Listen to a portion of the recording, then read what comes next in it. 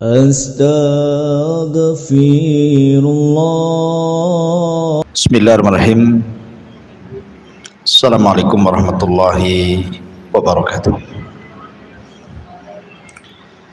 Alhamdulillah wassalatu wassalamu ala Rasulillah wa ala alihi wa sahbihi wa mawalah wa la hawla wa la quwata illa billahi wa ba'du. Kita lanjutkan kajian membahas kitab Arba'in Nawawi, dan kita masuk pada hadis ke-34, hadis dari Abi Sa'id Al-Khudri radhiyallahu anhu qala: Sami'tu Rasulullah sallallahu alaihi wasallam yaqul man ra'a minkum munkaran falyughayyirhu biyadihi fa illam yastati' fa bilisanihi fa illam yastati' fa biqalbihi wa dzalika adhaful iman. Rawahu Muslim. Dari Said Al-Khudri radhiyallahu anhu, dia mengatakan, aku mendengar Nabi sallallahu alaihi wasallam bersabda, barang siapa yang melihat sebuah kemungkaran, maka cegahlah dengan tangannya, kalau tidak sanggup maka dengan lisannya, dan kalau tidak sanggup maka dengan hatinya, dan yang demikian itu selemah-lemahnya iman. Hadis ini dikeluarkan oleh Imam Muslim. Hadis ini dikatakan oleh Imam An-Nawawi rahimahullahu taala, wa min a'zami qawaidil Islam. Hadis ini adalah hadis yang paling agung yang berbicara tentang kaidah-kaidah Islam.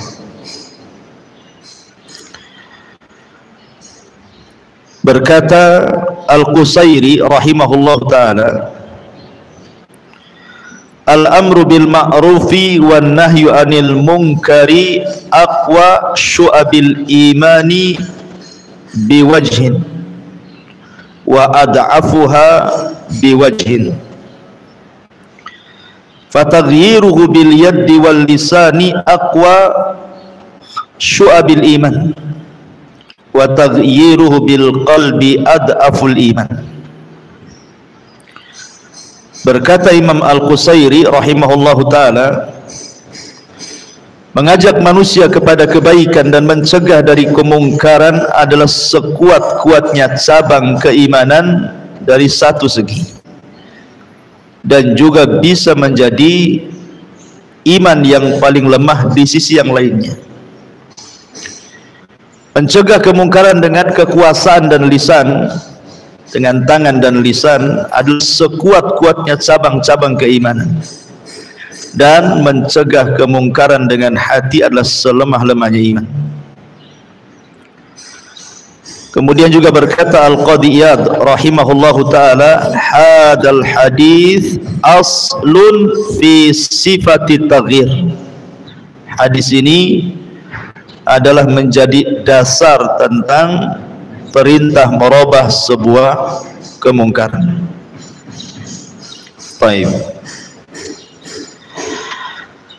Ma'asyiral muslimat yang dimuliakan Allah Subhanahu wa taala, banyak pelajaran yang kita akan petik dari hadis ini. Di sini Nabi sallallahu alaihi wasallam mengatakan, barang siapa yang melihat sebuah kemungkaran. Apa itu mungkar? Sehingga harus dicegah. Ada yang mengatakan bahwa makna daripada al-munkar adalah dia adalah sebuah nama yang jami, sebuah nama yang sangat lengkap, di mana kullu ma qabbahahu syar'u wa harramahu wa karrahahu, setiap yang dijelekkan oleh syariat atau diharamkan oleh syariat atau dimakruhkan dalam sebuah syariat, maka itu adalah sebuah kemungkaran. Apapun yang syariat ini memburukkan perbuatan itu atau mengharamkan perbuatan itu atau memakruhkan perbuatan itu, maka itu disebut mungkar. Perhatikan di permulaan hadis ini. Di sini Nabi SAW mengatakan, man ra'ah, siapa yang melihat. Berarti mencegah kemungkaran itu ada kaitan dengan melihat. Makin keras saja. Jadi kurangi aja tuh apa buyar jadi. Taib, saya ulangi. Man ra'a minkum mungkaran, barang siapa yang melihat, berarti mencegah kemungkaran itu ada erat kaitan dengan melihat. Berarti mencegah kemungkaran dengan sebab mendengar tidak berlaku, harus dilihat kemungkaran.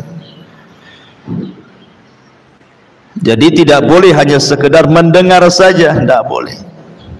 Jadi betul-betul orang yang melakukan kemungkarannya itu di depan kita, nampak oleh kedua mata kita, bukan dihabarkan orang. Umpamanya kita melihat ada orang yang mabok di depan rumah kita, jelas tuh kan, nampak dia pegang botolnya, nampak dia minum khamarnya, nampak pula dia maboknya. Berarti berlakulah hadis ini. Gambaran yang kedua, dia mabok di rumahnya, ibu bertetangga dengan dia, tapi dia mabok di kamarnya.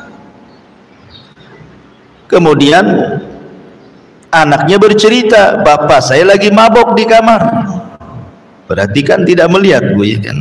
Hanya mendengar. Berarti tidak berlaku mencegah kemungkaran. Kalau tidak melihat, harus melihat, karena Rasul mengatakan ra'a, melihat, bukan mendengar. Ya. Kecuali kalau mendengarnya itu jelas-jelas mendengar, maksudnya bukan dihabarkan orang. Umpamanya ada orang yang masuk ke masjid, kemudian ambil mic masjid, nyanyi pula di masjid, kita pula sebelah rumah, kan dengar tuh. Itu memang jelas-jelas mungkar, karena tidak dihabarkan orang, kita mendengar sendiri. Ya. Maka yang seperti ini juga harus dicegah lah. Nggak mungkin masa mic masjid digunakan dangdutan, kan tidak mungkin. Dari sini ada larangan tajassus.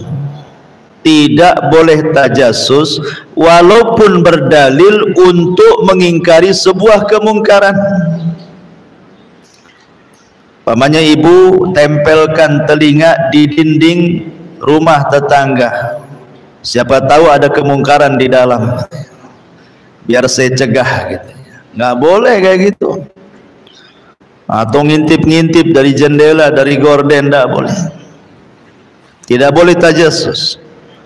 Karena Allah Subhanahu wa taala berfirman, ya ayyuhalladzina amanu jtanibu katsiran minadh-dhanni inna ba'dadh-dhanni itsmun wa la tajassasu. Hai orang-orang yang beriman, jauhilah kebanyakan prasangka, karena sesungguhnya sebagian tindakan prasangka itu dosa, dan jangan mencari-cari kesalahan orang. Jangan mencari-cari kemungkaran orang, walaupun niatnya baik untuk dicegah. Emang ibu malaikat raqib atid nih. Jadi tidak boleh kita mencari keburukan orang itu. Kalaupun kita tahu keburukan kemungkaran orang itu, harus ditutup. Ya, jadi ingat, bahkan Al-Imam Ibnu Jarir At-Tabari rahimahullahu taala beliau mengatakan, janganlah sebagian kamu mencari-cari keburukan orang lain dan janganlah menyelidiki rahasia orang lain untuk mencari keburukannya. Hendaklah kamu menerima urusannya yang tampak saja bagimu. Dengan yang tampak itu hendaknya kamu memuji atau mencela, bukan dengan rahasia-rahasia yang kamu tidak tahu. Jadi dilarang kita tajassus, walaupun niatnya bagus untuk dicegah kemungkarannya, karena syarat mengingkari kemungkaran harus melihat atau mendengar gitu terang-terangan, jelas-jelas dia memang, contohnya seperti tadi, tahu-tahu masuk ke masjid nyanyi pula di masjid, ibu pula rumahnya tetangga. Ma'asyiral muslimat yang dimuliakan Allah Subhanahu wa taala. Kemudian yang ibu cegah itu sebuah kemungkaran. Sebuah kemungkaran. Bukan kemungkaran yang diperselisihkan ulama. Makanya nanti saya akan sebutkan syarat mengingkari kemungkaran itu harus punya ilmu, supaya jangan mengingkari yang ibu sangka mungkar padahal tidak, atau sebaliknya memerintahkan sesuatu yang tidak mungkar padahal mungkar. Nah, ini penting ya. Jadi harus tahu. Contoh umpamanya, ada orang yang minum berdiri. Ulama menghukumi soal minum berdiri ini makruh. Ada sebagian ulama membolehkan karena Ali pernah minum berdiri. Sedikit ulama mengatakan haram itu. Tiba-tiba kemudian ibu marah-marah, maki-maki dia. Haram, nggak boleh. Duduk kamu, nggak bisa kayak gitu. Maka yang seperti ini bukan diingkari kemungkarannya, tetapi dinasehati. Beda nasihat dengan mencegah kemungkaran. Bagaimana cara nasihatnya? Yang ngomong, kalau seandainya dudukan lebih baik. Beda kalau mencegah kemungkaran kan dengan menghardik kan gitu. Ya, dengan diambil badannya dipaksa duduk. Duduk kamu, bukan begitu. Itu mengingkari kemungkaran namanya. Tapi kalau nasihat itu baik-baik ngomong, coba kalau duduk kan bagus dari segi kesehatan. Ya, karena saya pernah bicara dengan orang, dia punya sering sakit pinggangnya. Sering sakit pinggangnya itu, padahal minum air putih banyak. Rupanya dia cerita, ini tajrubah dia, artinya dia pengalaman, setelah saya minum duduk hilang sakit pinggangnya kan. Ya, kalau minum berdiri walaupun air putih itu, kata dia ngomong apa gitu mungkin. Tetapi setelah saya coba duduk hilang pula sakit pinggangnya. Oh, bukan berarti bukan hanya sekedar nganjurkan minum air putih saja, tetapi kalau bisa sambil duduk gitu maksudnya.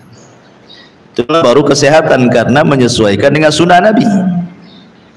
Ya kan ada orang kalau ingin mungkin sakit pinggang karena tidak banyak minum air putih kan gitu ya. Bukan itu saja dianjurkan minumnya sambil duduk gitu.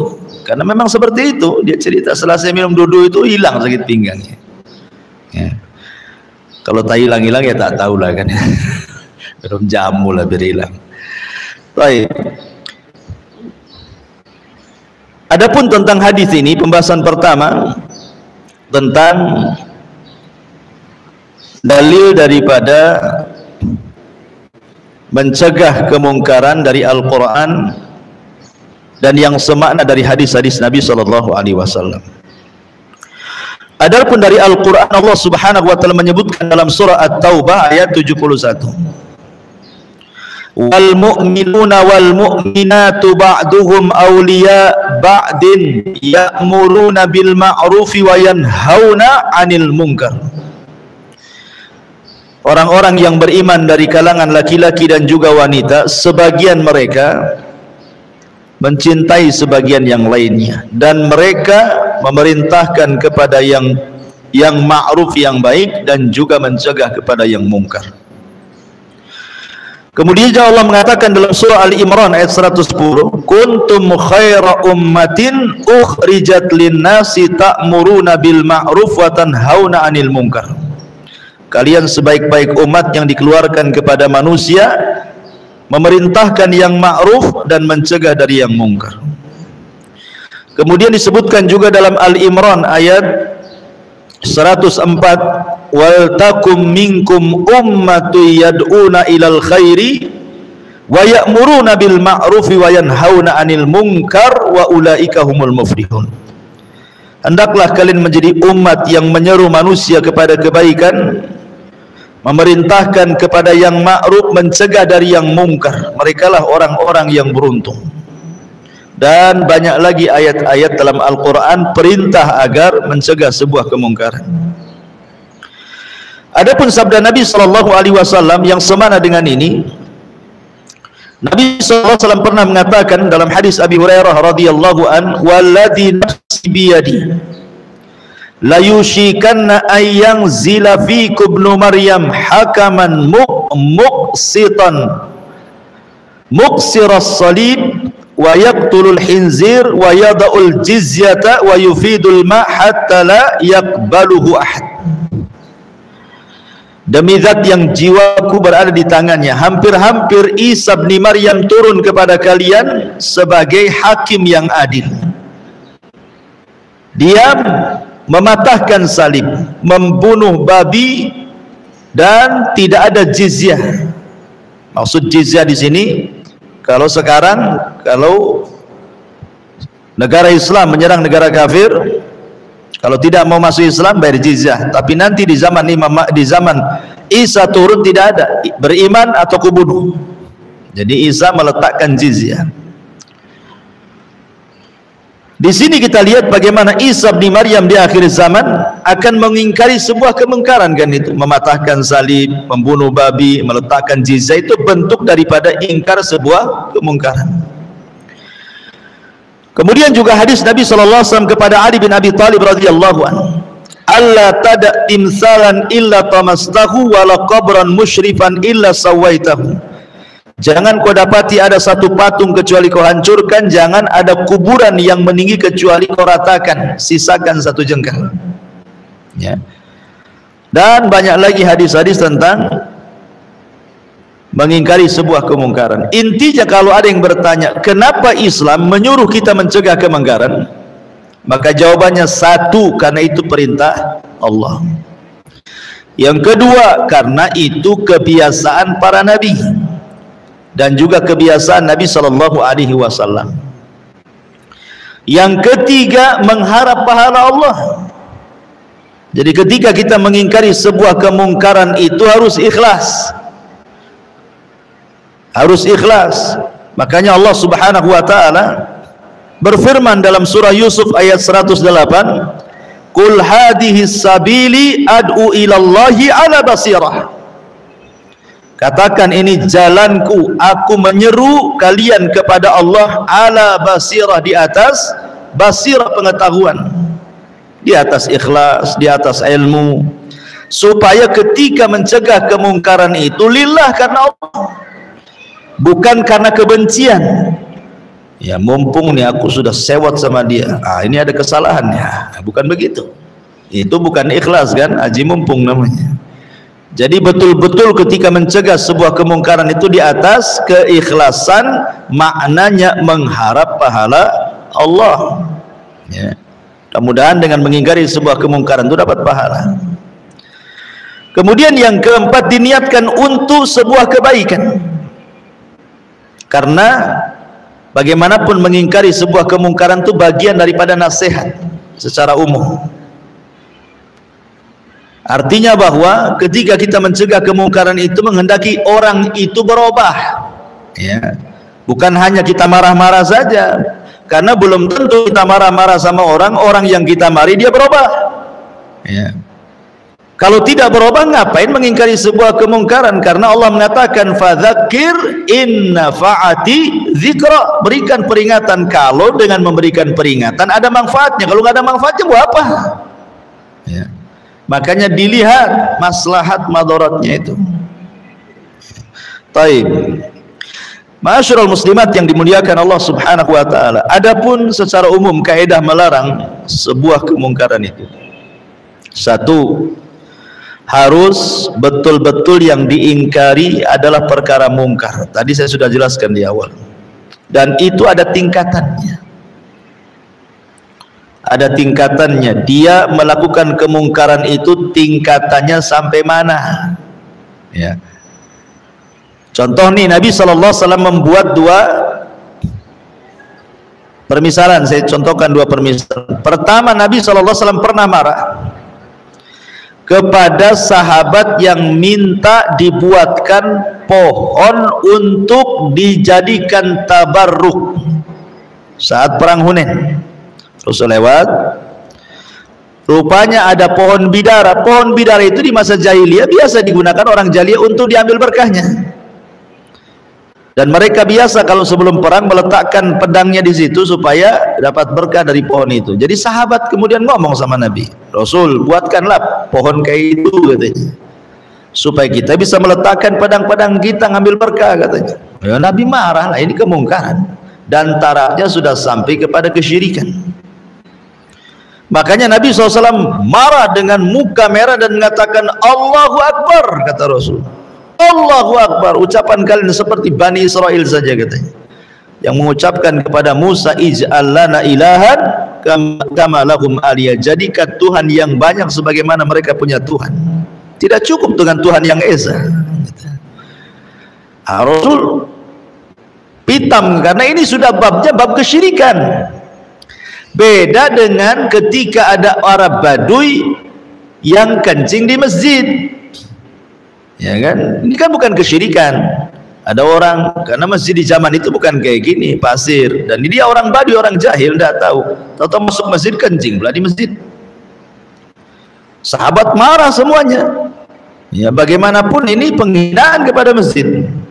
Tapi Nabi SAW mengatakan, da'uhu, tinggalkan dia, serahkan kepadaku. Sambil senyum Nabi SAW menunggu dia selesai kencing. Setelah selesai kencing, Rasul ngasih timba, tolong ambil siram tuh bekas kencing. Kemudian dipanggil lagi, masjid ini tempat sholat, baca Quran, tempat zikir. Maksudnya bukan tempat kencing di sini. Lihat, Rasul tidak mengingkari kemungkaran, tapi memberikan nasihat. Yang satu ingkar kemungkaran, yang satu nasihat kan? Karena sebuah kemungkaran itu bertingkat-tingkat. Ya, jangan semua disamakan gitu ya. Tidak boleh menyamakan sebuah kemungkaran cara mengingkarinya. Nah, pada kisah yang pertama Rasul marah emosi karena memang jelas-jelas menyenggol tauhid di sini, kesyirikan. Masa meminta pohon tabarukan gitu ya. Makanya Rasul emosi kan. Tapi ketika ada orang Arab jahil yang kencing di masjid, Rasul tenang-tenang saja, bahkan menampakkan keakhlakannya, kemudian menasihati. Saking indahnya akhlak Rasul, Arab Baduy ini mendoakan, Allahumma arhamni wa Muhammadan wa la tarham minhum ahada. Ya Allah, rahmati aku dan Muhammad saja, yang melotot-melotot kepadaku jangan, gitu. Ya kan? Nah, contohnya seperti itu. Ya, jadi harus ada tingkatan-tingkatan saat melarang sebuah kemungkaran itu. Jadi ada yang cukup dengan nasihat saja, ada yang cukup dengan ya tekanan, menekan dia. Ya nantilah akan sebutkan tingkatan-tingkatannya. Ya. Baik, jadi mengingkari kemungkaran harus jelas-jelas dia sebuah kemungkaran. Contoh nih, ada orang sholat tidak pakai sutra. Sholat tidak pakai sutra. Jangan kemudian tiba-tiba langsung ambil apa namanya tangannya, lagi sholat kan itu, pakai sutra. Ya orang lagi sholat, ya apa enggak pusing dia, ya kan? Nunggu dia selesai sholat. Itu pun tidak mencegah kemungkaran. Kenapa? Karena sholat menghadap sutra itu pendapat yang kuat sunnah muakkad. Ya kan? Bukan sebuah kemungkaran, karena diperselisihkan ulama masalah ini kan. Berarti cukuplah nanti habis sholat dikasih tahu, coba kalau pakai sutra kan bagus, kan enak gitu ya nasihatnya. Ya jadi Ya itulah makanya penting mengetahui kemungkaran itu seperti apa. Jangan mengingkari sebuah kemungkaran ternyata bukan mungkar, atau memerintahkan sesuatu yang tidak mungkar padahal itu mungkar. Jadi harus jelas-jelas yang diingkari adalah kemungkaran. Ya. Yang kedua, diingkari kemungkaran itu kalau dilakukan sekarang dan dilihat. Kalau dia melakukan kemungkarannya kemarin, ya ndak, apa yang mau diingkari? Umpamanya dia maboknya kemarin, kemudian cerita sama ibu, itu ndak bisa mengingkari kemungkaran, cukup dinasihati namanya. Tapi harus nampak gitu ya. Sekarang dia melakukan kemungkarannya, itulah mengingkari kemungkaran artinya. Karena nampak, syaratnya kan harus melihat.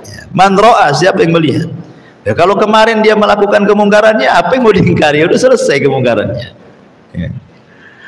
Ini yang kedua. Yang ketiga, maslahatnya jelas. Maslahatnya jelas. Karena orang yang mengingkari kemungkaran itu ada 4 kondisi, Bu. Ketika seseorang mengingkari sebuah kemungkaran, itu ada 4 kondisi. Kondisi yang pertama, boleh jadi dia kemudian berhenti, yang tadinya jahat kemudian jadi baik. Ini satu. Yang kedua, mungkin dia tidak berubah, tetapi ngurangi, ya, dikurangi kemungkarannya. Adalah perubahan, tapi tidak semua berubah gitu ya. Ini yang kedua. Yang ketiga, dicegah satu mungkar yang ini, ganti pula dengan mungkar yang sama yang lainnya. Memang dia berhenti di sini, tapi buat lagi di sana, gitu ya. Umpamanya dia buka judi adu ayam, ya. Kemudian dilarang, ini nggak boleh. Tutup. Besoknya ganti, tapi dengan judi yang lain, sama-sama judi namanya, cuman beda bentuk saja. Kemudian yang terakhir, ini yang bahaya, ya. Mencegah sebuah kemungkaran kepada orang yang melakukan kemungkaran, tiba-tiba dia bukannya dengar, malah sengaja membuat kemungkaran yang lebih besar daripada itu, karena sewot sama kita mamanya kan. Kan ada orang kayak gitu ya, dinasihati bukannya berhenti, malah makin parah. Nah, ini harus lihat, karena kondisi orang yang melakukan kemungkaran kalau diingkari ini, karena ada 4 kondisi seperti ini, maka kita lihat maslahatnya nih. Ini kalau saya ingkari kemungkaran dia, kira-kira tobat nggak? Satu. Atau yang kedua, kira-kira ngurangi nggak? Kalau memang jelas maslahatnya, bisa tobat secara total atau minimalnya ngurangilah, kan gitu. Maka ini disyariatkan mengingkari sebuah kemungkaran, lakukan. Tapi kalau seandainya saya ingkari kemungkaran dia, malah ganti dengan kemungkaran yang sama atau lebih parah lagi, maka nggak perlu lagi diingkar kemungkaran. Artinya cukuplah dengan hati, ya. Karena orang kayak gini ngapain juga lapor RT yang punya kuasa tak bisa cegah, ya. Kemudian kita ngomong pun tak mau berubah, ya. Dengan apa? Dengan hatilah, kan itu. Karena kalau dengan hati itu ndak ada yang tahu, ndak ada yang sewot. Tapi kalau dengan tangan dan dengan lisan, biasanya ada yang sewot tuh, ada yang marah kan. Makanya tidak ada yang mencegah melakukan sebuah ingkar kemungkaran dalam hati. Makanya minimalnya dalam hati, karena nggak ada halangan orang mengingkari kemungkaran hati. Apa halangannya coba? Kalau dengan tangan takut, kalau saya ambil botolnya nanti dipukul pula kepala saya. Nah, satu. Kalau saya ngomong, orang mabok nanti dimaki balik saya. Nah, berarti kan ada konsekuensinya tuh kalau dengan tangan. Tapi dengan hati apa? Emangnya hati kita didengar dia? Ya. Maka serendah-rendahnya itu harus ada pengingkaran walaupun dalam hati. Tapi pengingkaran dalam hati pun tidak berguna dalam kondisi-kondisi tertentu. Contoh nih, ibu diundang ke undangan, anggaplah diundang ke kawinan. Di kawinan itu ngundang organ tunggal, ya kan? Ada organ tunggalnya, ada artis lokalnya, wah, ada auratnya kemana-mana, ikhtilatnya di situ, di panggung nggak jelas gitu ya. Kemudian ibu duduk di situ makan walimah tuh, ya. Kemudian dikatakan, Bu, ini kan mungkar, Bu. Ya, ya kan saya sudah ingkari dengan hati katanya. Sambil duduk di situ, dusta ibu. Bukan begitu mengingkari dengan hati. Ya, iyalah Ustadz, kalau saya umpamanya ambil mic-nya saya bubarin, emangnya ini walimah anak saya? Bisa diusir saya. Ya. Kalau saya umpamanya ambil organ tunggalnya itu, apa kata dunia? Bisa perang kan gitu. Ya, duduklah dengan hati. Begitu, Bu. Enggak, bukan itu. Itu bukan mengingkari kemungkaran dalam hati, Bu. Kenapa? Karena ibu bisa pindah dari situ. Ya. Beda kalau ibu dalam pesawat lagi terbang nih, rupanya dalam pesawat ada organ tunggal. Ibu mau turun dari pesawat lewat mana? Mau terjun payung, ya kan? Maka ada perbedaan as-sama dan istima namanya. Sama itu mendengar, istima lezat dengan pendengaran. Ya. Kalau dengar kemudian merasa lezat, yang tadinya jari diam bergerak, itu lain ceritanya. Berarti bukan sekedar mendengar, tapi menikmati dengan pendengaran. Lain kalau dalam pesawat kan ibu tidak bisa kemana-mana kan gitu. Mau pindah dari mana di situ? Oh, di depan mata nggak bisa keluar dari situ. Ya terpaksa dengarlah. Tapi dalam hatinya tidak suka kan? Itu yang benar namanya mengingkari dengan hati. Tapi kalau mengingkari dengan hati tapi ibu hadir juga di tengah-tengah kemungkaran, ya bukan mengingkari dengan hati. Mengingkari dengan hati ya pindah dari situ, lah kan memungkinkan bisa pindah atau cepat-cepat makan pulang. Kan begitu maksudnya ya, harus dibedakan tuh. Ya. Jadi ini penting pembedaan-pembedaan seperti ini supaya jelas gitu. Seperti apa mengingkari dengan hati itu. Ya. Baik. Kemudian yang nomor 4. Ya. Bahwa mencegah kemungkaran itu selain daripada maslahatnya jelas, ada manfaatnya. Manfaatnya jelas juga, bukan maslahatnya saja, manfaatnya jelas. Kalau tidak ada manfaatnya nggak usah, cukup dengan hati saja. Karena disebutkan oleh para ulama bahwa ada orang-orang itu yang a'anzartahum am lam tunzirhum la yu'minun. Ibu kasih peringatan ataupun tidak, memang dia degil tak mau beriman. Lalu apa manfaatnya? Ngapain saya datang ke dia, saya nasihati? Nggak ada manfaatnya. Ya. Jadi jelas mengingkari sebuah kemungkaran harus ada manfaatnya. Kalau nggak ada, cukuplah dengan hati, doakan saja, mudah-mudahan dapat hidayah, selesai. Ya kan? Taib. Kemudian ayyakuna ingkarul munkar bil yaddi sirran. Kalau memang dengan tangan kita, dengan kekuasaan kita, ya, maka lakukan secara sirran, secara sembunyi-sembunyi.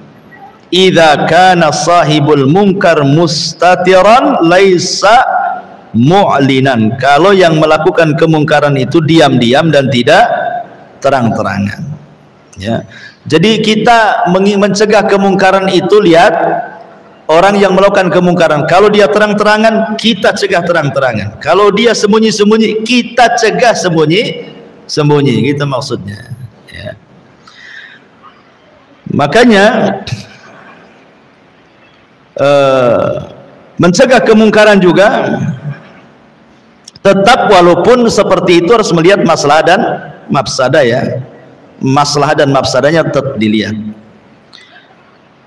Kemudian juga mencegah sebuah kemungkaran itu harus dengan ilmu, harus dengan lembut, harus dengan adil.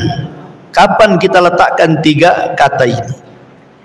Lembut, ilmu, adil. Sufyan Ats-Tsauri rahimahullahu taala mengatakan, beliau mengatakan, la ya'mur bil ma'ruf wa yanha 'anil munkar illa man kana fihi hisali thalathin. Tidak boleh ibu menyuruh manusia kepada kebaikan, mencegah kemungkaran, kecuali ibu punya 3 sifat.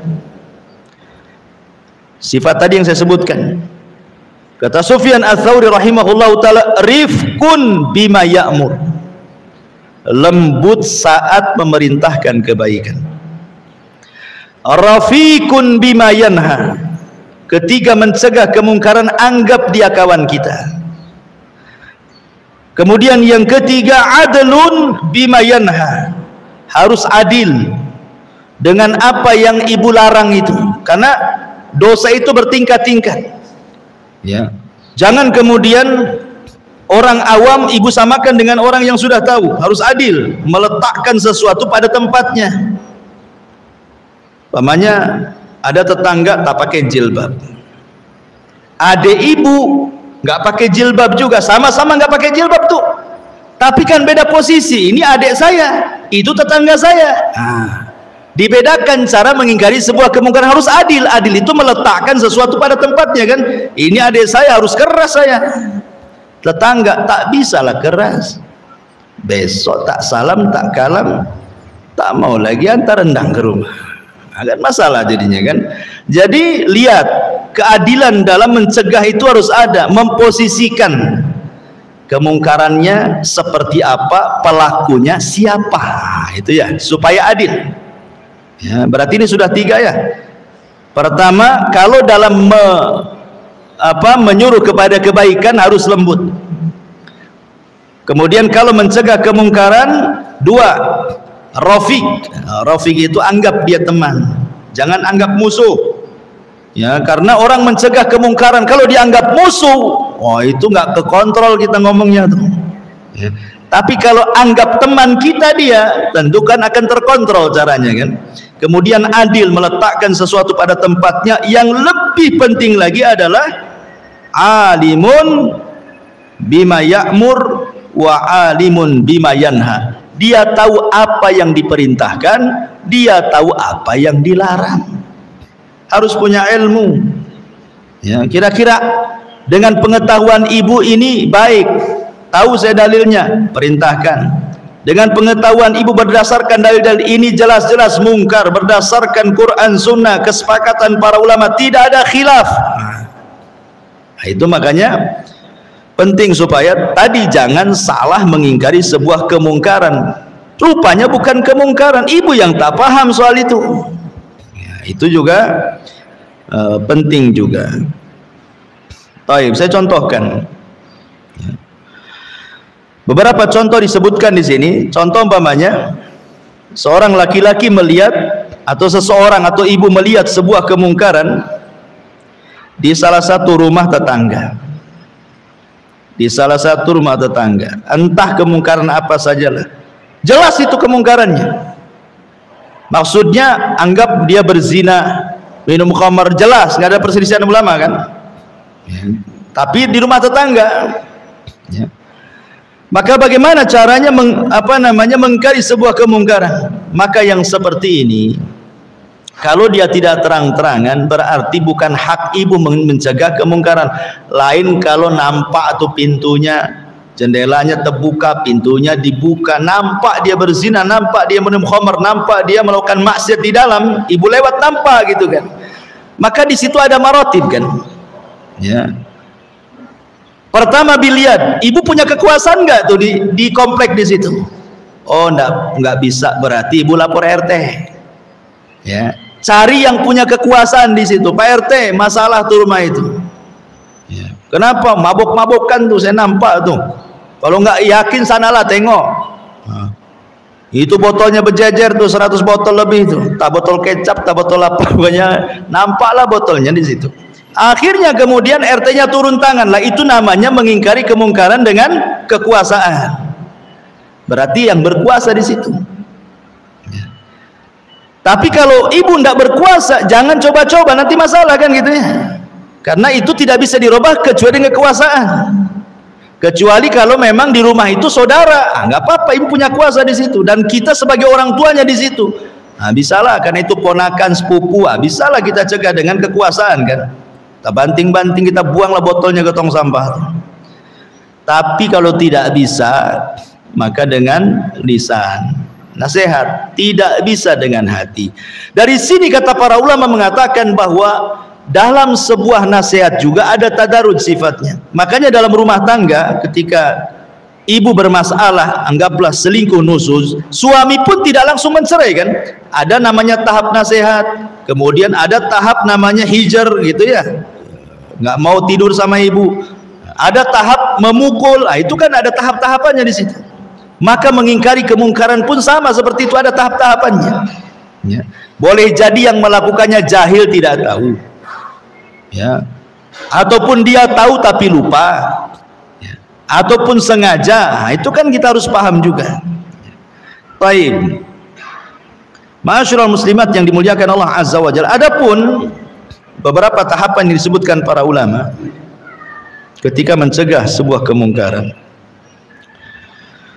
Kalau seandainya orang yang melakukan kemungkaran itu orang jahil, tidak paham, maka kewajiban ibu at-tanbih wa tadhkir, cukup memperingatkan, mengingatkan dan memperingatkan. Karena orang jahil ini namanya orang jahil, dia tidak tahu itu mungkar disangka tidak mungkar. Orang jahil. Umpamanya ada orang baru masuk Islam, dia tidak tahu hukum puasa di bulan Ramadan, nyantai aja dia minum depan ibu kan, itu namanya orang jahil ya kan, baru masuk Islam. Berarti tugas ibu tanbih, ngasih tahu, tadzkir, ngasih peringatan, nggak boleh loh, Islam itu kan, kamu sudah masuk Islam, nggak boleh kayak gitu. Nah, jadi dengan lembut. Kemudian yang kedua, an-nahyu bil wa'di. Setelah ibu ngasih peringatan, baru mulai agak tinggi sedikit, mulai mencegah, tapi masih dengan nasihat. Mencegahnya tetap dengan nasihat ya. Kemudian yang ketiga, kalau tidak bisa, al-jazru wa ta'dib, mulai agak keras tuh, larangannya mulai agak keras supaya mengajarkan adab kepada orang itu. Kemudian setelah tidak bisa juga, naik yang keempat, at-taghyiru bil yad. Nggak bisa ini harus pakai tangan nih ya. Kalau memang dia mabok ya berarti ambili botol-botolnya itu, pecahkan semuanya biar nggak diminum. Nah, kalau tidak bisa juga gitu ya, kalau sudah dengan tangan udah dipecah-pecahkan botol minumannya juga, maka naik ke yang kelima.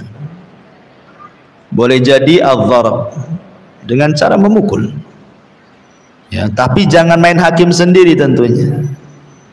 Baru yang terakhir, angkat ke hakim.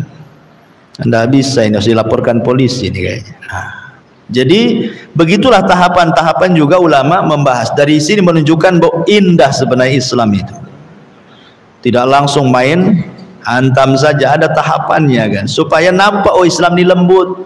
Makanya ketika Allah melarang minum khamr, tidak langsung diharamkan mutlak kan. Allah membuat 3 tahapan tuh. Pertama, Allah ngajak berpikir khamr itu ada manfaatnya, tapi madaratnya lebih besar. Tapi orang masih dibiarkan minum khamr. Cuma diajak berpikir, ya manfaatnya ada, madaratnya besar. Kemudian tahapan yang kedua mulai disempitkan. Kau boleh mabok, tapi waktu sholat jangan. Wala taqrabus sholata wa antum sukara. Jangan dekat-dekat sholat kau sedang mabok. Bolehlah mabok, tapi di luar waktu sholat. Mulai disempitkan. Ya. Yang ketiga, baru innamal khamru wal maisiru ila akhiril ayat rijsun min amali syaitan fastanibuhu la'allakum tuflihun. Minuman khamr itu najis, kotor, termasuk amal setan. Tinggalkan, kalian akan beruntung. Baru total mutlak khamr diharamkan. Jadi Allah saja mencegah kemungkaran tentang khamr itu bertahap tuh. Ya. Jadi itulah pentingnya tahapan-tahapan itu supaya orang tidak lari dari dakwah. Ya, orang maksudnya lembut rupanya Islam itu tidak lari. Karena maaf banyak juga akhwat-akhwat yang baru ngaji ini biasanya kan semangat tuh. Oh ini bid'ah, syirik, semua pokoknya nggak lihat orang. Sampai orang tua disesat-sesatkan. Ya. Bahkan yang mengatakan orang tuanya di neraka sekalian karena berlaku bid'ah gitu ya. Nggak bisa main begitu keras itu. Karena terkadang orang yang melakukan itu tidak tahu, nggak paham dia, sehingga harus ada tahapan-tahapan itu. Tahapan-tahapan yang tadi disebutkan para ulama. Sudah nggak kita ini ngasih tahu apa sih definisi sunnah, apa definisi bid'ah, apa ancaman-ancamannya? Nah, sudah nggak sampai ke tahap itu. Boleh jadi kepalanya ada syubhat, sudah nggak dibantah syubhatnya, supaya hilang dulu syubhatnya. Ya. Jadi tidak bisa main ponis ini, karena ada beberapa ibadah itu yang disangka oleh orang lain bid'ah, ternyata tidak. Ternyata itu perselisihan ulama. Contoh nih, dalam azan, as-salatu khairum minan naum, itu terletak di azan pertama, ada juga mengatakan di azan kedua. Tiba-tiba ada orang sholat azan menjadi muadzin subuh, tidak pakai as-salatu khairum minan naum, oh marah-marah. Ini orang itu lupa atau apa ya kan? Berarti tidak paham bahwa tentang peletakan as-salatu khairum minan naum itu ada di azan pertama, ada di azan kedua. Atau lafaz azan sendiri, ada yang Allahu Akbar, baru asyhadu alla ilaha illallah. Ada yang mengulang Allahu Akbar, Allahu Akbar, Allahu Akbar, Allahu Akbar. Nah, kan ada dua. Ya. Jadi ada yang mengulang, ada yang tidak. Tiba-tiba kemudian mungkin dia dari mazhab, mungkin dari mana, negara mana, suruh azan di sini, ikut mazhab dia di sini kan, karena dia tidak tahu. Ibu yang dengar, itu salah tuh azannya itu. Nah, itu bukan salah karena ibu tidak paham itu. Ya. Lah hal-hal yang seperti ini juga harus dipahami soal hadis man ra'a minkum mungkaran falyughayyir biyadi. Karena di zaman dulu, karena tidak punya pengetahuan soal mencegah kemungkaran, akhirnya dia sendiri yang jatuh kepada kemungkaran. Contoh, di zaman Ali radhiyallahu anhu ada 3 orang khawarij. 3 orang khawarij yang memiliki pemahaman takfir, mengkafir-kafirkan orang. Semua penghafal Quran. Ini khawarij ini 3-3-nya hafal Quran, dipimpin Abdurrahman ibn Mulzam. Apa kata Abdurrahman ibn Mulzam? Ayo kita cegah kemungkaran gitu. Kata kawannya, bagaimana caranya? Biar negeri ini aman, kita bunuh 3 orang ini, Ali, Muawiyah, Amr bin As. Mereka mengatakan bahwa 3 orang ini biang kemungkaran, kita cegah kemungkarannya gitu. Akhirnya betul-betul dalam waktu yang sama, di waktu subuh mereka bergerak. Ali pula memang Allah takdirkan mati syahid, terkena pedangnya Abdurrahman bin Mulzam, meninggal dia. Muawiyah bin Abi Sufyan terluka, sebab lukanya dia tidak memiliki kecuali 1 anak setelah itu, Yazid bin Muawiyah yang terakhir. Kemudian Amr bin As qadarullah, dia sedang sakit perut, kemudian wakilnya yang mewakilkan untuk imam di masjid, wakilnya yang dibantai oleh dia. Tapi 3 orang yang membunuh ini dasarnya apa? Mengingkari kemungkaran katanya. Masa mengingkari kemungkaran membunuh Ali? Nah, itu karena kejahilan kan itu. Nah, itulah dikhawatirkan seperti itu. Kita mau mencegah kemungkaran, sebenarnya kita sedang berbuat kemungkaran gitu ya. Nah, itu yang harus dipahami. Ya, wallahu a'lam bishawab. Kita bentangkan dengan tanya jawab saja. Silakan.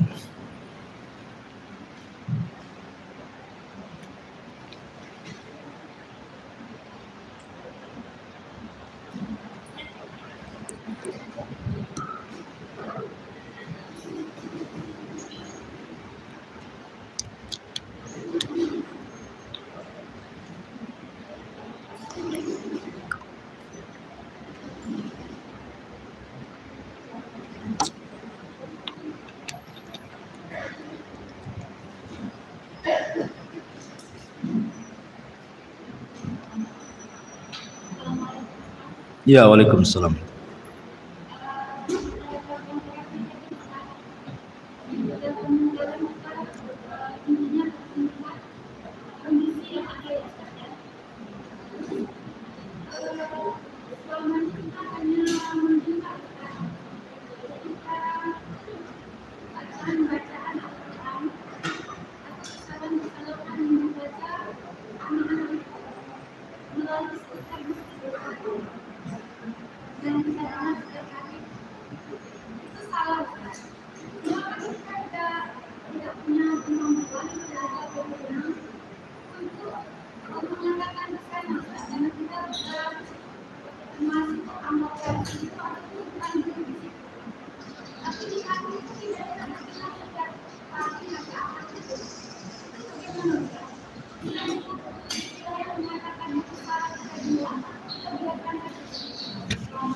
Iya, jadi sama dengan ibu melihat televisi lah tuh. Pemanya di televisi, di YouTube, di apa kan, ada orang menista agama, menginjak Quran, pemanya kan. Lebih parah daripada itu, pemanya kan. Diinjaknya Quran, dibakarnya Quran, nampak di televisi, nampak di YouTube, pemanya. Cemana ibu ndak mungkin ibu masuk ke TV di rumah, cemana masuk ke TV-nya? Nabrak kaca TV lah. Jadi kalau yang seperti ini langkahnya, kalau memang bisa dihubungi dengan telepon, hubungi kalau punya keberanian ya. Tapi kalau tidak bisa, entah di mana kejadiannya ini, ya gimana, ya cukup ingkari dengan hati saja lah. Oh, ada di TV, gimana caranya? Memang melihat kan gitu ya, tapi kan mustahil menjangkau, maka cukup dengan hati saja. Cukup dengan hati. Kalau yang melakukannya seorang muslim, ya kita ingkar dengan hati. Mudah-mudahan Allah kasih hidayah orang itu. Masa Quran diinjak pula. Nah, itu mungkin kurang lebih seperti itu. Kalau bisa dihubungi kan itu. Adapun orang baca Quran kemudian salah, ya kan? Mungkin tajwidnya kurang atau makhrajnya, itu bukan sebuah kemungkaran yang diharamkan, tidak. Ya. Bukan itu jatuhnya ke nasihat. Ya. Karena lisan kita ini beda dengan lisan orang Arab. Ada yang diajari makhraj itu tidak bisa-bisa. Contoh nih orang Jawa Barat. Saya orang Jawa Barat nih. Dulu waktu saya belajar ngaji itu tidak bisa bilang huruf fa, itu tidak bisa. Tapi bilang F bisa. Tapi suruh bilang fa nggak bisa, pak gitu saja. Pak ammaman, bukan fa ammaman gitu ya. Ada lisan-lisan susah tuh, ya kan? Ya memang lisannya sudah seperti itu. Mau dirobek lisannya, nggak bisa juga kan? Ada juga orang bilang ain, nggak bisa ngain. Asik ngain saja dia. Ain, ngain katanya. Cemana kita mau maksa dia? Ya memang seperti itu. Mau dipaksa kan nggak bisa juga. Kalau soal makhraj kan, karena kita bukan orang Arab. Atau panjang pendeknya yang memang mungkin dia orang awam, bukan thalabul ilmi, kita paksa dia sesuai dengan keinginan kita, tidak bisa.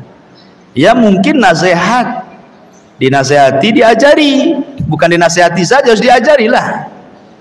Nah, jadi itu bukan masuk dalam mengingkari sebuah kemungkaran. Nah, tadi kan sudah jelas arti kemungkaran itu, sesuatu yang diharamkan oleh Allah dan Rasulnya, dimakruhkan oleh Allah dan Rasul, dan dia dianggap sebuah keburukan yang fatal oleh Allah dan Rasulnya. Nah, apa itu masuk pada konteks-konteks seperti ini? Ya, itu diharamkan, yang ngaji itu haram, nggak mau ngaji lah dia akhirnya. Kenapa nggak mau ngaji? Diharamkan katanya, sama Ummu Anu katanya. Karena saya nggak bagus bacaannya, itu sama aja ngalang-ngalangi orang ngaji kan? Nah, itu bahaya juga tuh. Nah, jadi kemungkaran yang dicegah itu bukan mengingkari kemungkaran, itu nasihat, ya, ngasih nasihat. Ya. Wallahu a'lam. Ya. Nggak bisa mic-nya tuh ya. Nggak ada baterainya. Oke, teriak aja lah.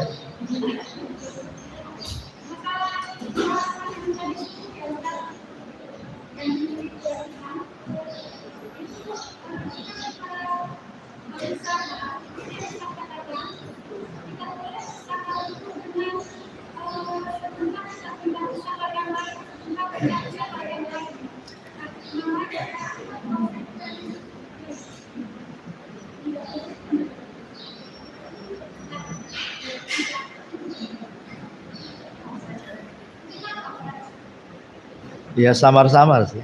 Apa-apa. Bisa. Agak suara di sini kan terbuka masjid ini. Jadi suara itu terbawa angin. Dia kalau angin ke sini saya dengar. Kalau angin ke belakang ya sampai ke pohon mangga. Jadi nggak bisa.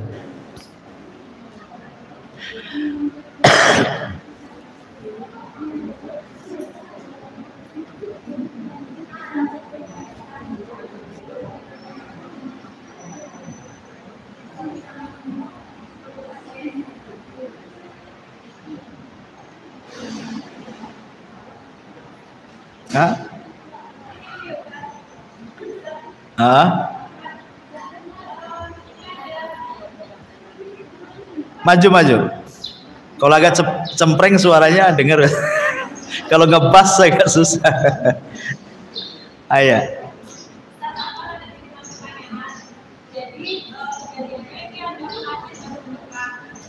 Pengantin baru menikah. Oke. Oke.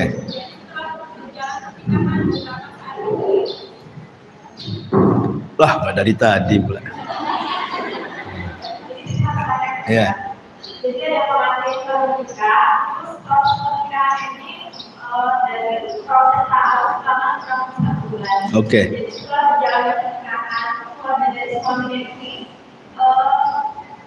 menunjuk bahwa si istri ini mendapatkan suami ini dengan cara begitu. Dengan cara? Menunjukin suaminya. Oh, melet suaminya, oke. Ya. Terus dia juga disuruh ingin menguasai harta suaminya. Terus ini kan kalau suami ini tahu. Udah kawin belum? Ya, kan? Belum kawin. Sudah. Oke. Terus keluarga suaminya ini tahu itu kadang-kadang ada dukun. Jadi keluarga suaminya ini sudah menunjuk bahwa orang tua dari si istri ini adalah keluarga dukun gitu. Terus dia disuruh bersuka di atas aturan kalau memang itu tidak benar gitu. Jadi sikap yang harus diambil oleh istri itu bagaimana? Iya. Saya punya cerita fakta. Jadi seorang saya cerita, ada suami istri orang kaya, baru beli baju tuh istrinya, bajunya mahal, bagus, jalan-jalan. Di lain arah ada kakek-kakek sakit, bawa tongkat melawan arah. Jadi pas di situ ada lubang, ada airnya. Si kakek ini jatuhlah ke lubang itu karena lagi sakit. Akhirnya cipratan airnya terkenalah pakaian si istri orang kaya itu. Ngeluhlah istri sama suami, bukan dibantu si kakek ini, malah ngomong sama suaminya, ini baju baru gimana? Marah suaminya, malah dekati kakek itu ditampar. Akhirnya pulang nih, karena ingin ganti pakaiannya kan. Qadarullah sampai di rumah kepleset suaminya, kebentur kepalanya, mati. Kata istrinya, jangan-jangan suami saya disihir kakek itu katanya. Ya. Akhirnya karena kejadiannya baru saja, ini nyipratin air, pulang suaminya kepleset jatuh. Jadi istri ngomong jangan-jangan disihir kakek itu katanya. Jadi kumpullah keluarganya karena orang kaya. Akhirnya nyewa lawyer, masuklah ke mahkamah, dilaporkan bahwa kakek itu penyihir. Dipanggil kakek itu ke pengadilan di persidangan. Kemudian sang hakim ngomong sama kakek, ada apa kakek kok bisa di sini? Kata kakek, nggak tahu saya katanya. Lalu kejadian seperti apa? Saya pun tak paham katanya. Saya itu jalan, tiba-tiba ada lubang, saya masuk ke lubang itu, lagi sakit pun saya katanya kecipratlah pakaian itu. Rupanya istri yang keciprat itu ngadu sama suaminya, tiba-tiba nampar saya. Kemudian saya berdoalah, ya Allah saya ini lemah, dia itu kuat, saya tidak bisa membalas, kau aja yang balas, kata kakek itu. Jadi kata hakim sambil tertawa ngomong sama si istrinya itu, kamu ngadu sama orang yang kau cintai, suamimu, tiba-tiba gara-gara itu suamimu nampar si kakek ini. Tapi kakek ini ngadu sama Allah, Allah yang membunuh suamimu katanya. Kan itu ya. Dari sini tidak bisa orang nuduh-nuduh tuh. Apalagi cerita dukun, susah buktinya. Nggak bisa dibuktikan, susah bukti, gimana caranya? Karena ini memang namanya dukun itu dunia setan, pasti dia akan menghancurkan rumah tangga orang. Dukunlah dunia setan, nggak ada malaikat-malaikatnya. Dukun itu semua dunia setan. Kalau dia datang ke dukun, yang memang dukun pasti ngomong itu pakai dukun lain, karena memang tugasnya dukun itu wakilnya setan di bumi, suruh cerai. Jadi kalau memang pakai dukun, bersumpah aja lah, nggak ada masalah. Ada masalah apa? Saya nggak pernah nyihir. Apa yang mau disihir? Ya enggak apa-apa kalau itu sebagai pembuktian kalau memang dia tidak menyihir dan permintaannya seperti itu. Maksudnya bukan menghinakan Quran ya, bukan suruh nginjak Quran, suruh bakar Quran, ngencingi Quran, bukan begitu. Kalau hanya pegang Quran saja ya sebenarnya walaupun seperti itu sebenarnya nggak boleh kan. Tapi kalau dengan itu memang yakin bahwa dia tidak menyihir, ya lakukan saja. Karena ada maslahat yang lebih besar supaya tidak bercerai. Masalahnya setelah dia sumpah,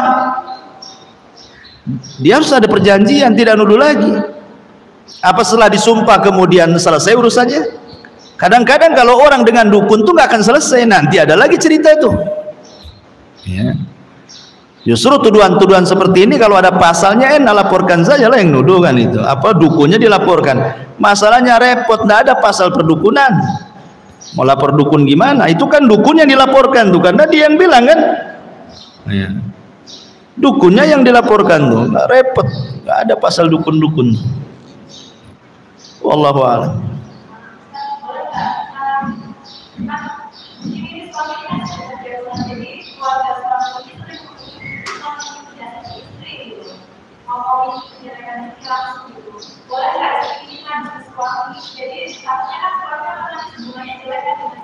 Tidak boleh.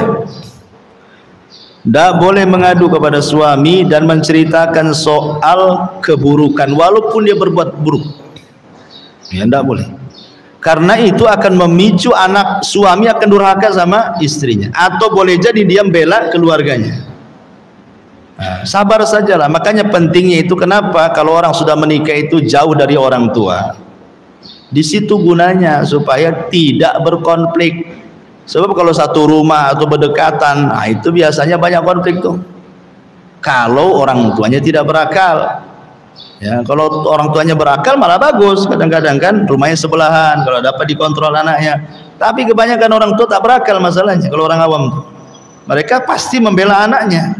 Kalau anaknya ngadu itu bukan bagaimana masalahnya mendengar dari dua kuping, enggak. Ya, dia langsung terpikir enak saja anak saya sudah saya besarkan, tahu-tahu dihina, langsung dia modelnya gitu. Itu kalau orang awam, ya. Makanya sebaiknya ya orang seperti ini ya kalau dia mau sabar, sabarlah. Itu kan orang luar ngomong. Namanya orang tua, mertua itu orang luar. Dalam rumah tangga itu orang luar. Kita itu orang luar. Namanya orang luar biarkan saja. Selama tidak merusak hubungan rumah tangga. Kita rahasiakan, ya kita doakanlah mudah-mudahan dia sadar. Dan kalau itu adalah orang tua suami, maka menghormati orang tua suami itu bagian daripada menghormati suami. Ya. Jadi kita harus lebih menghormati lagi. Karena menghormati orang tua suami itu lebih sama dengan menghormati suami. Karena suami sendiri lebih mementingkan orang tua dibandingkan istri yang secara Islam. Berarti kalau kita menghormati suami, orang tua suami itu sama kita menghormati suami. Karena dia sendiri sebenarnya haknya lebih besar kepada orang tuanya. Makanya sebaiknya nggak usah dilayan, biarkan saja anjing menggonggong. Kapilah tetap berlalu kan gitu. Nggak usah didengar saja kan. Bilang sama dia nggak usah didengar. Kalau perlu kasih kapas tempel di kupingnya tuh. Ya. Wallahu a'lam. Iya silakan. Sampai nggak tuh ke situ? Atau ke situ aja lah. Nah, bisa di situ. Karena agak budak juga saya nih.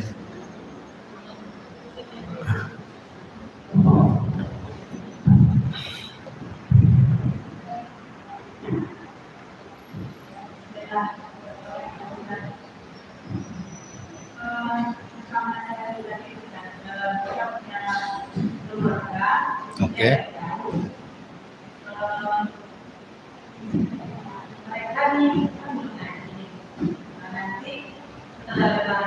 Kebiasaan sama orang itu kan Bentar, ini keluarganya di mana? Di sini. Yang ia lakukan apa? biasanya mereka kan kalau orangnya sama ini Ah. akan membawa acara-acara biasanya. Tapi dari yang yang di Batam sudah ada yang mengajukan dan sudah ditentukan bagaimana secara saksi biasanya. Jadi si saudara ini datang ke rumah dengan tahu itu Ibu kan Om ini ngira-ngira lah. Tapi kejadian itu kalau memungkinkan nggak berapa persen kejadian tuh? Kan lu belum terjadi nih.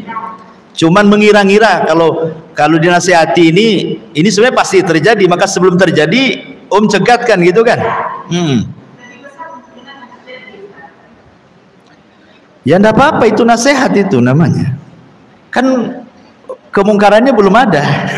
Syarat mengingkari kemungkaran kan harus nampak gitu kan. Dan sesuatu, jangankan yang belum terjadi, yang sudah terjadi saja tidak ada ingkar mungkar di situ. Yang ada nasihat, apalagi belum terjadi. Ya, belum terjadi itu walaupun ngomong ini 100% akan terjadi, belum tentu. Yang namanya sesuatu yang belum terjadi tidak bisa dipastikan. Cuman kan perkiraan gitu ya, bisa terjadi bisa tidak. Cuman perkiraan kita ini bisa terjadi nih karena adalah korinah tanda-tandanya. Tapi sekali lagi di sini belum ada kemungkarannya. Kemungkarannya apa yang belum terjadi? Ya, makanya cukup dinasihati saja, ngasih masukan lah. Ya enggak apa-apa. Ngasih masukan yang positif, tidak ada masalah, nasihat. Nah, itu nasihat lah maksudnya. Ya baguslah nasihat ke saudara. Kalau dia menerima ya. Kalau nggak menerima ya sudah, yang penting sudah disampaikan.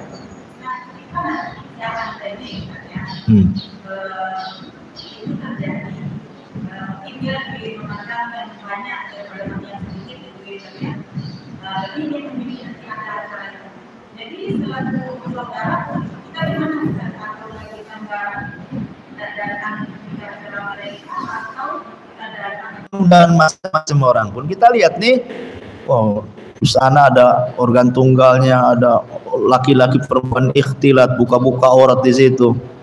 Nggak usah datang lah, ngapain? Ya. Tapi kalau itu acara saudara, umpamanya kan, dia sudah ngancam, mau Ustaz datang. Ya.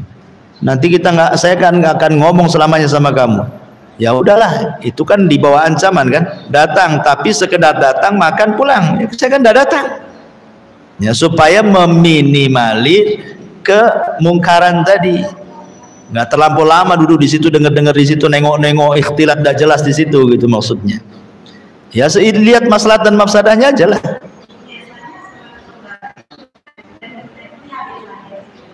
Hah? Panitia. Kalau nolak jadi panitia, ada masalah apa? Diancam? Apa hanya karena segan saja? Iya, sekarang ini walaupun mau saudara bukan saudara, anggaplah saudara yang dekat. Kan ada saudara itu dia segan saja. Sebenarnya segan, bisa nolak sebenarnya. Segan, namanya orang saudara kan gitu ya. Tapi namanya kemungkaran nggak ada istilah segan-segan. Namanya mungkar harus dijauhi kan itu. Kecuali kalau ada kerusakan, kita mencegah kemungkaran, datang kemungkaran yang lain. Ya. Kalau memang kita bisa mencegah, kalau seandainya saya tidak maulah ada acara seperti itu dan tidak ada masalah, dia sudah tahu dengan kita, ya apa masalahnya? Kecuali kalau seandainya dia sudah ngancam-ngancam, kalau nggak jadi panitia awas saja. Ya. Kamu kan saudara saya, itu udah ngancam. Nah, kalau begitu daripada ini memutus silaturahim kan lebih besar dosanya daripada hadir sebentar kemudian pulang atau jadi panitia sebentar kemudian balik kan gitu. Ya jadi panitia saja lah kalau ada ancaman seperti itu. Tapi kalau nggak ada, apa madaratnya? Ya. Madaratnya apa bagi kemudian kalau mamanya menghindar kemungkaran itu? Wallahu a'lam. Ya.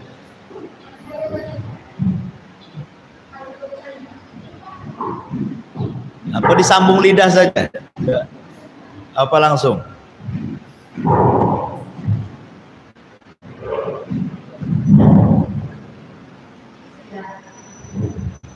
Ini kita amal ya, minta tahu solusinya terkait. Jadi begini, ada seorang muslimah, tahun depan ini dia itu sudah 60 tahun. Siapa seniman? Muslimah. Yang saya dengar seniman. Muslimah. Udah tua. Belum nikah? Oke. Kemudian bulan kemarin ya, kira-kira minggu yang lalu ada yang mau melamar dia. Alhamdulillah. Soalnya juga dengan orang anak yang mereka itu tidak terpaut jauh lah sebenarnya. Dan kemudian jadi masalah juga, bukan masalah cuma ingin tahu jalan keluarnya. Jadi selama ini itu dia itu sebenarnya bukan anak kandung dari bapak, selama ini dia kenal. Anak angkat yang muslimahnya itu. Iya. Oke. Jadi sebenarnya gini, ibu dia itu dulu seorang janda, kemudian menikah dengan sekarang gitu ya. Jadi itu terjadi ketika dia usianya masih sangat dari kira-kira mungkin 2 tahun lah. Dia punya saudara? Nah, ini bisa jadi selama ini juga ibu dia itu kan merantau, jadi setelah melahirkan Sima ini merantau, kemudian kenal dengan bapaknya sekarang ini, gitu kan. Nah, setelah apa namanya sekian tahun, 15 tahun kemudian dia baru berkumpul dengan ibunya yang sudah menikah dengan bapak yang lain, gitu kan. Oke. Nah, selama ini mereka tidak ada masalah, jadi sudah dianggap sebagai anak sendiri, kemudian ada adik lahir, dan kemudian dia sudah dimasukkan ke kakak sekarang, gitu kan. Bukan maksud saya itu kan anak angkat. Dia tahu nggak keluarganya siapa? Nggak tahu. Oke, intinya kan dia hidup sebatang kara, dipungut orang. Kemudian yang mungut itu juga tidak tahu siapa keluarganya, atau tahu mungkin menyembunyikan atau apalah istilahnya kan. Jadi pertanyaannya apa? Bagaimana cara kawinnya atau apa? Nah gitu kan? Nah itu mungkinlah kesimpulannya. Iya iya. Ada hadis mengatakan bahwa fasultanu waliyun malla waliyalahu. Itu karena dia tidak punya wali dia. Bapak angkat bisa jadi wali. Tidak bisa jadi wali bapak angkat. Ya. Kecuali kalau anak ini diangkat kemudian disusui. Maka keluarga perempuan itu juga seandainya ada laki-laki, itu pun seandainya pun punya saudara sesusu, itu pun tidak bisa juga. Karena apa? Wali harus dari pihak bapak, bukan dari pihak ibu. Sehingga dianggap gak punya wali. Kalau tidak punya wali, kata Nabi, maka sultan atau hal ini penguasa, mungkin dalam hal ini di negeri kita ada namanya KUA, biar mereka yang menjadi wali. Jadi tidak bisa itu nikah siri. Siapa walinya nikah siri? Harus ke KUA. Ya. Nanti minta nanti KUA lah yang nikahkan, selesai itu. Datang ke KUA. Sebentar, 5 menit saja jadi itu. Saya nikahkan kamu dengan mahar kaleng gelang itu kan. Dibayar tunai. Saya terima, selesai.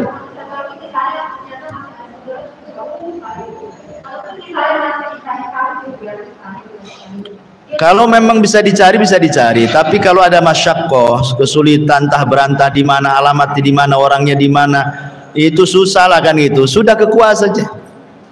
Ya, biar KUA yang menjadi wakil daripada wali. Sah nikahnya kalau sudah KUA tuh. Karena dia adalah penguasa. Ya. Tapi kalau masih bisa dihubungi, nanti walinya ngubungi Pak KUA di sini atau siapapun bisa menjadi wakil. Tidak harus KUA kalau memang ada walinya. Ya. Tapi sebaiknya ke KUA karena biar resmi secara agama, resmi secara negara. Ya. Wallahu a'lam. Itu ya. Iya.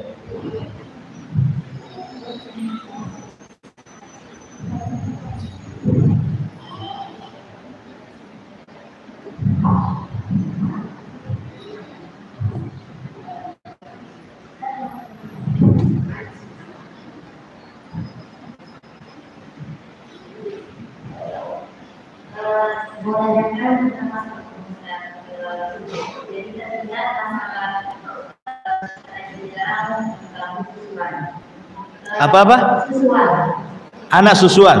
Oke. Ini saya pernah mendengar dan saya mau lanjut. Nah itu kan dia diberi sesuatu saat sudah balik. Itu kan baru diberi susuan oleh istrinya sehingga mereka menjadi disusuinya setelah balik. Iya, dikasih disedot pakai alat kemudian dikasih minum. Oke. Apakah hukum ini khusus untuk saya ataukah hukumnya bisa dipakai oleh semua orang? Oke. Bentar, saya cari dulu.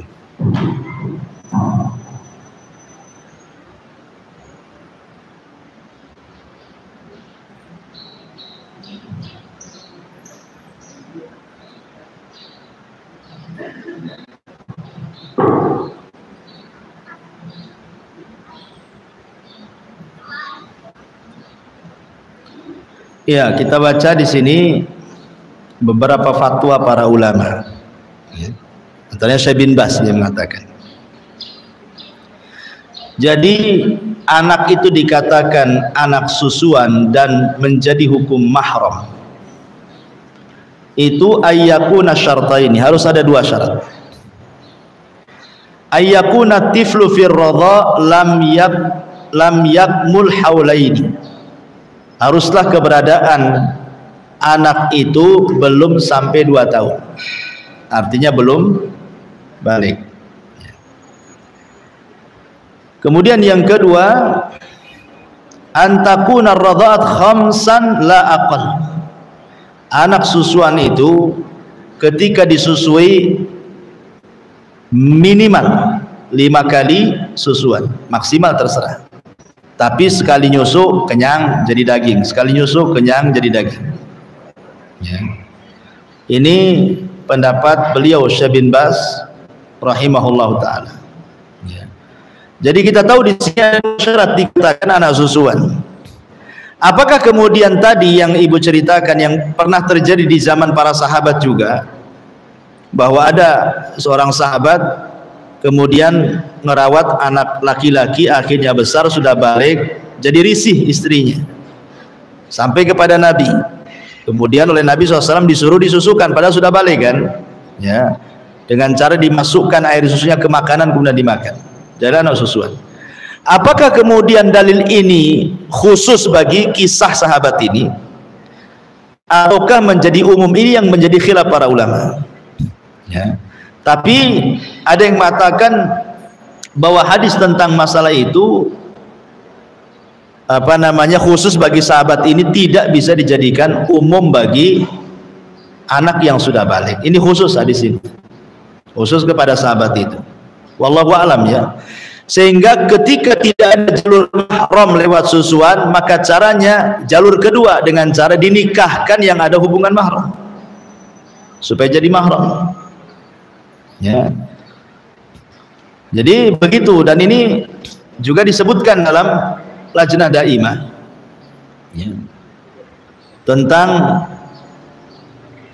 didapati seseorang yang sudah 10 tahun belum balik, la yujad ladaihi man ya'uluhu, tidak ada orang ini yang merawatnya, kemudian mau diangkat menjadi anak susuan. Maka Lajnah Daimah mengatakan ar-radha'ul mu'tabaru makana fi haulaini aulaini min umri tifli. Sekali lagi beliau juga sama dengan pendapat Syekh bin Baz tadi. Jadi umur anak susuan itu harus 2 tahun. Paling maksimal, minimal ya di bawah 2 tahun kan itu ya. Baru. Tetapi wa ammar radha' ba'da haulaini, anak susuan di atas 2 tahun, fala i'tibara lahu fi syari', tidak dianggap di syariat. Ya, tidak dianggap, artinya ya percuma walaupun dikasih susu tetap aja dia bukan mahram. Itu maksudnya. Ya. Tetapi karena dia sudah jadi anak angkat di situ, maka dia boleh satu rumah dengan cara apa? Dengan cara tetap melaksanakan adab-adab syar'i kalau sudah balik. Kalau dia sudah balik, anak perempuan, ya tetap tutup aurat karena dia bukan mahram dengan keluarganya kan. Ya, tapi dia boleh hidup satu rumah dan tidak dikatakan ikhtilat. Beda kalau umpamanya dengan perempuan yang bukan anak angkat kan nggak boleh satu rumah kan. Nah, tapi ini kan sudah diangkat dari kecil masalahnya kan. Dan Diambilnya sudah umur 3 tahun, akhirnya sudah nggak ada lagi, sudah kasep bahasa kitanya, mau ini kan anak angkat pun sudah lewat 2 tahun kan itu, anak susuan, ya sudah jadi anak angkat saja. Kalau dia tidak ada tempat lain, dia nggak ada lagi tempat ke keluarganya, ya mau hidup sama siapa lagi kalau sama-sama kita, cuman nasihati dia. Ya, kalau dia laki-laki nasihati, berarti orang rumahnya yang harus jaga aurat. Kalau dia perempuan, ya dia yang jaga aurat, gitu maksudnya. Kalau ingin jadi mahram karena tidak ada jalur pertama, pakai jalur kedua. Nikahkan siapa di antara keluarganya biar mahram. Nah, gitulah caranya. Cuma 2 itu aja lah menjadikan mahram. Wallahu a'lam.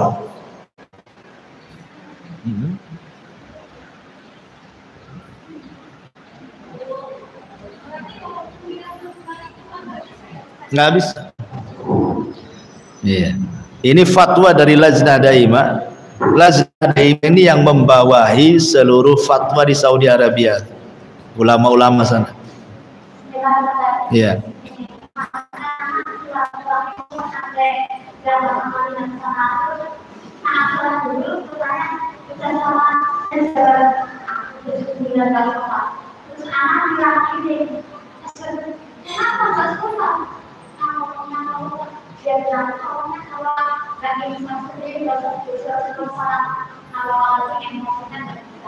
Kalau nggak insaf sendiri nggak sholat.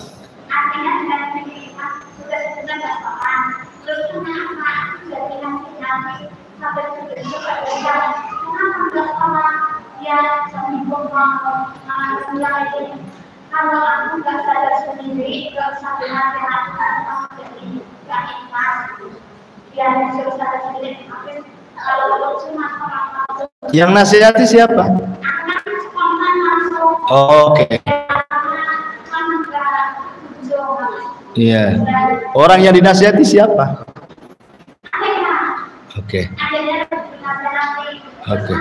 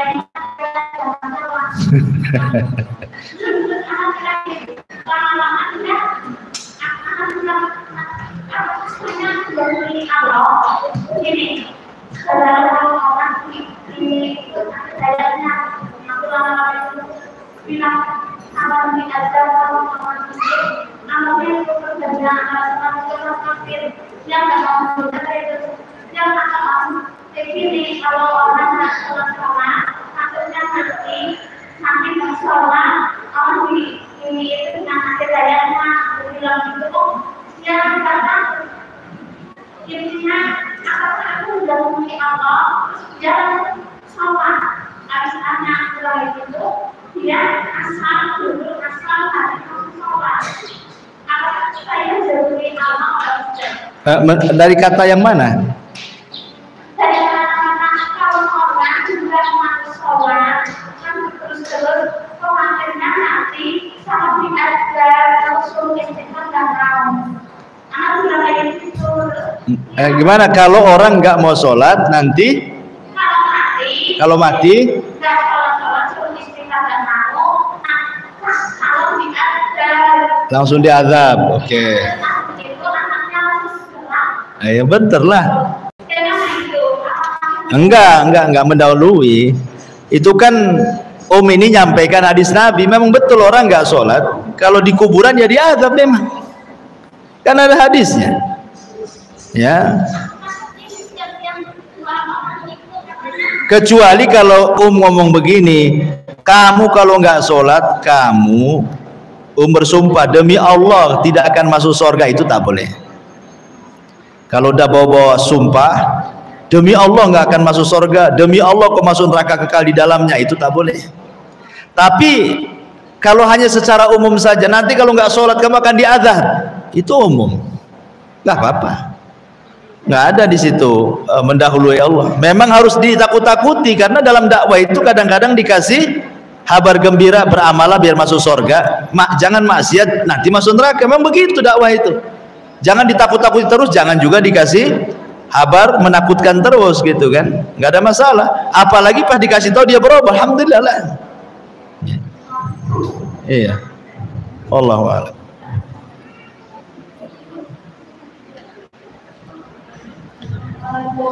Waalaikumsalam. Kalau kita diucapkan tetangga dan orang kita dia tahlilan meninggal.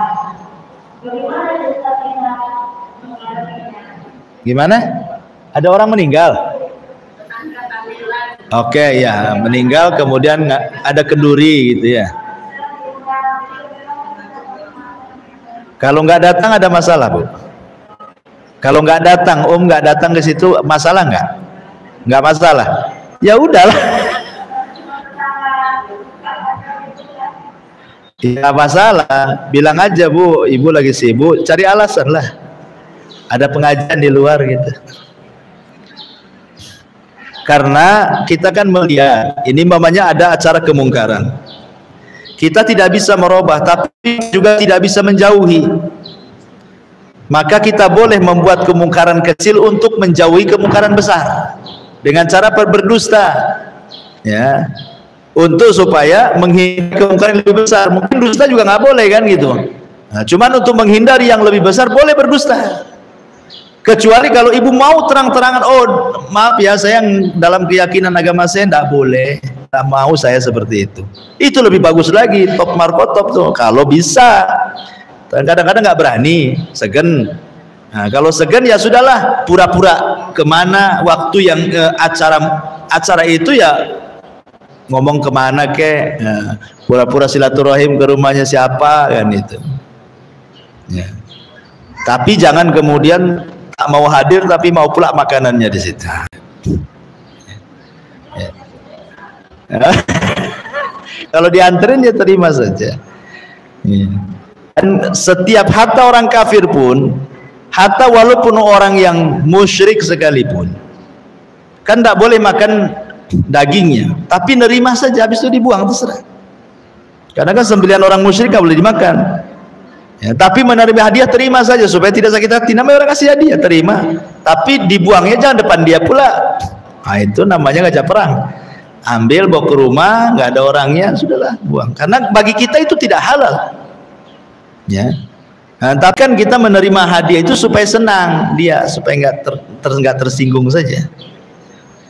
Ya, wallahu a'lam. Sudahlah ya, sudah 10:30.